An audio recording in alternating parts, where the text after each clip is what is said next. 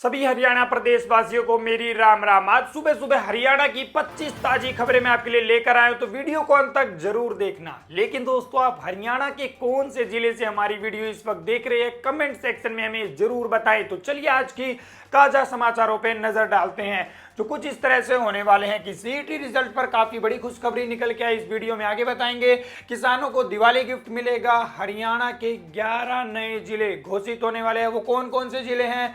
पलवल में पाकिस्तानी जासूस गिरफ्तार, और वहीं रोजगार अपडेट को लेकर भी खुशखबरी आई है। तो चलिए पहले कुछ जल्दी हेडलाइंस पे नजर डालते हैं। करनाल में मां बेटे समेत 6 की हुई मौत। अस्थियां विसर्जन के लिए हरिद्वार जाते हुई ट्रक में घुस गई थी कार। विधानसभा अध्यक्ष ने दी सांत्वना। कानपुर आईआईटी में बीटेक स्टूडेंट ने दी जान। 2 दिन से कमरा बंद था, बदबू आने पर पता चला। पिता बोले कॉलेज मेरा सब कुछ खा गया। पीएम मोदी से हरियाणा सीएम की मुलाकात। लाडो लक्ष्मी योजना का फीडबैक लिया। बाढ़ से राहत बचाव कार्यों की भी पीएम मोदी ने सीएम से जानकारी ली है। हरियाणा डांसर सपना चौधरी की मां का निधन हो गया है। लीवर की बीमारी से पीड़ित थी उनकी मां। दिल्ली में किया गया है अंतिम संस्कार। दिवाली से पहले हरियाणा के किसानों को मिला है सरकार की तरफ से तोहफा। कर्ज वसूली रोकी, खराब फसलों का मुआवजा मिलेगा। सीएम बोले 4.72 करोड़ सीधा खाते में जाएंगे। श्रीराम पार्क में आई लव मोहम्मद के नारे लिखे गए। सोनीपत में मॉर्निंग वॉक पर आए लोग देखकर भड़क गए, पुलिस ने पेंट कराकर मिटवाया। कुरुक्षेत्र विकास बोर्ड में 10 मेंबरों की नियुक्ति। बिना वेतन के काम करेंगे, 2 साल तक रहेंगे। उपेंद्र सिंघाल दोबारा मानव सचिव बने हैं। पानीपत में एमएलए के जन्मदिन पर 5100 पौधे लगाए गए। आईटीआई परिसर को हरियाली की सौगंध, पर्यावरण संरक्षण को दिया है संदेश। अब जो बड़ी खबर है वो है सीईटी रिजल्ट को लेकर काफी बड़ी खुशखबरी निकल के आई है। सीईटी परीक्षा के रिजल्ट का इंतजार कर रहे परीक्षार्थियों के लिए काफी बड़ी खुशखबरी है, जहां पर दिवाली से पहले 17 अक्टूबर को सीईटी के रिजल्ट को अनाउंस किया जा सकता है। करेक्शन के लिए आने वाले 5 से 6 दिनों के अंदर पोर्टल भी खोले जा सकते हैं। इसके बाद अगली जो बड़ी खबर है वो है यहाँ पे दिवाली से पहले किसानों को खुशखबरी।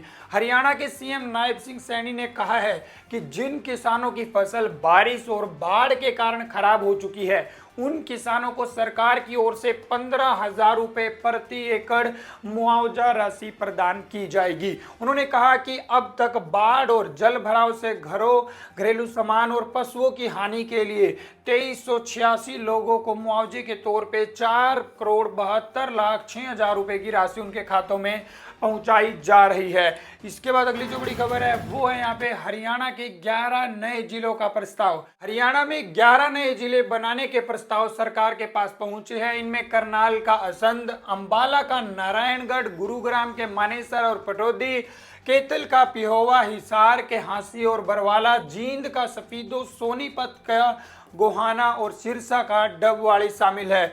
इसके साथ ही 14 नए उपमंडल, 4 तहसील और 27 उप तहसील बनाने के प्रस्ताव भी मंत्रियों को उप समिति को मिले हैं। डबवाड़ी और हांसी को पहले ही पुलिस जिला घोषित किया जा चुका है। इसके बाद अगली जो बड़ी खबर है वो है यहाँ पे पीएम मोदी से मिले सीएम सैनी। हरियाणा के मुख्यमंत्री नायब सिंह सैनी बुधवार शाम दिल्ली में प्रधानमंत्री नरेंद्र मोदी से मिले हैं। करीब 1 घंटे चली इस बैठक में मुख्यमंत्री ने कुरुक्षेत्र में होने वाली गीता महोत्सव की तैयारियों की जानकारी दी और प्रधानमंत्री को समारोह में शामिल होने का आमंत्रण भी दिया है। बैठक के दौरान दोनों नेताओं के बीच सरकारी योजनाओं के क्रियान्वयन, फसल खरीद और किसानों को दी जाने वाली सुविधाओं को लेकर भी चर्चा चली है। इसके बाद अगली जो बड़ी खबर है वो है यहाँ पे दादरी में फूटा किसानों का गुस्सा। रबी फसल की बिजाई का सीजन शुरू होने के साथ ही किसानों को पर्याप्त मात्रा में खाद नहीं मिलने से खफा होकर किसानों ने दादरी के बारडा कस्बा में सड़कों पर उतरकर रोष प्रदर्शन दिखाया है। इस दौरान किसानों ने कहा खाद उपलब्ध कराने की मांग उठाई, वहीं बकाया फसलों का मुआवजा व बाजरे की खरीद शुरू करने के बारे में सीएम के नाम एसडीएम को ज्ञापन सौंपा है। साथ ही चेतावनी दी कि उन्होंने की मांगों को पूरा नहीं किया तो बड़े स्तर पर आंदोलन भी किया जाएगा। इसके बाद अगली जो बड़ी खबर है वो है यहाँ पे फतेहाबाद में पकड़ा गया साइबर ठगों का ग्रुप। फतेहाबाद साइबर पुलिस ने अंतर्राज्यीय साइबर ठग गिरोह का पर्दाफाश करते हुए राजस्थान से 6 शातिर आरोपियों को गिरफ्तार किया है। पुलिस ने इनके कब्जे से 3 लैपटॉप, 1 टैबलेट और 28 मोबाइल फोन, फर्जी दस्तावेज और अन्य इलेक्ट्रॉनिक उपकरण बरामद किए हैं। गिरोह फेयर प्ले और मेफेयर जैसी फर्जी गैम्बलिंग एप्स के जरिए साइबर फ्रॉड करते थे। इसके बाद अगली जो बड़ी खबर है वो है यहाँ पे सोनीपत में क्लर्क का घोटाला। सोनीपत जिले में पहले ही गिरफ्तार किए गए शिक्षा विभाग के क्लर्क मनोज आनंद को लेकर 1.44 करोड़ रुपए का बड़े गबन का खुलासा हुआ है। आरोप है कि उन्होंने 4 साल में 51 बार फर्जी बिलों के माध्यम से स्कूल निधि से यह राशि निकाली और परिचितों के खाते में उन्होंने ट्रांसफर कर दी। गबन की रकम से उन्होंने मारुति की नई कार ली थी, जिससे पुलिस ने भी जब्त कर लिया है। अगली जो बड़ी खबर है वो है यहाँ पे हरियाणा में होगी युद्ध ड्रोन की तैयारी। ऑपरेशन सिंदूर के बाद यह साफ हो चुका है कि आने वाले समय में युद्ध के मैदान में ड्रोन की भूमिका अहम होने वाली है। इसी दिशा में भारतीय सेना ने तैयारी शुरू कर दी है।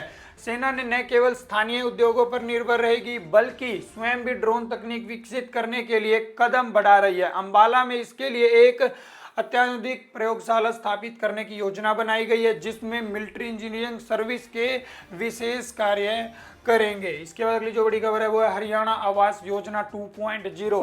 हरियाणा सरकार मुख्यमंत्री शहरी आवास योजना के तहत गरीब परिवारों को पक्के मकान बनाने के लिए सहायता प्रदान करेगी। प्रधानमंत्री आवास योजना जो है वो शहरी 2.0 के अंतर्गत 2198 परिवारों को 2.5 लाख रुपए की आर्थिक मदद मिलेगी, जिसमें केंद्र सरकार देगी 1.5 लाख और राज्य सरकार देने वाली है यहाँ पे 1 लाख रुपए का योगदान, जिससे लाभार्थी 30 से 45 वर्ग मीटर के पक्के घर बना सकेंगे। इसके बाद अगली जो बड़ी खबर है वो है यहाँ पे HTET रिजल्ट पर बड़ी खुशखबरी। हरियाणा अध्यापक पात्रता परीक्षा के परिणाम घोषित होने में देरी हो रही है। बोर्ड प्रशासन ने 1 माह के भीतर रिजल्ट जारी करने का दावा किया था, लेकिन अभी तक 2 महीने बीत चुके हैं और परिणाम जारी नहीं हो सके हैं। अधिकारियों के अनुसार परिणाम जारी होने में अभी भी 1 हफ्ते से 10 दिन का और समय लग सकता है। इसके बाद अगली जो बड़ी खबर है वो है हरियाणा में पेपरलेस रजिस्ट्री। हरियाणा सरकार सोमवार को पूरे प्रदेश में पेपरलेस रजिस्ट्री और निगरानी प्रणाली तथा व्हाट्सएप चैटबॉट सेवा की ऐतिहासिक शुरुआत करेगी। इस डिजिटल पहल का मकसद जमीन जायदाद की रजिस्ट्री और राजस्व से जुड़ी सभी सेवाओं को पूरी तरीके से कागज रहित और पारदर्शी बनाना है। मुख्य समारोह कुरुक्षेत्र के लाडवा उपमंडल में होगा, जहां मुख्यमंत्री नायब सिंह सैनी मुख्य अतिथि रहने वाले हैं। इसके बाद अगली जो बड़ी खबर है वो है हरियाणा में WCD भर्ती 2025 को लेकर है। हरियाणा महिला एवं बाल विकास विभाग ने विभिन्न पदों पर भर्ती के लिए नोटिफिकेशन जारी कर दिए हैं। इस भर्ती अभियान के तहत कुल 479 पदों पर योग्य उम्मीदवारों की नियुक्ति की जाएगी। सामाजिक कार्य, कानूनी, IT, काउंसलिंग, अकाउंटेंट, साइकोलॉजी और सुरक्षा जैसे विभिन्न क्षेत्रों में रिक्तियां उपलब्ध हैं। इच्छुक उम्मीदवार विभाग द्वारा जारी दिशा निर्देशों के अनुसार आवेदन कर सकते हैं। इसके बाद अगली जो बड़ी खबर है वो है पलवल में पकड़े पाकिस्तानी जासूस।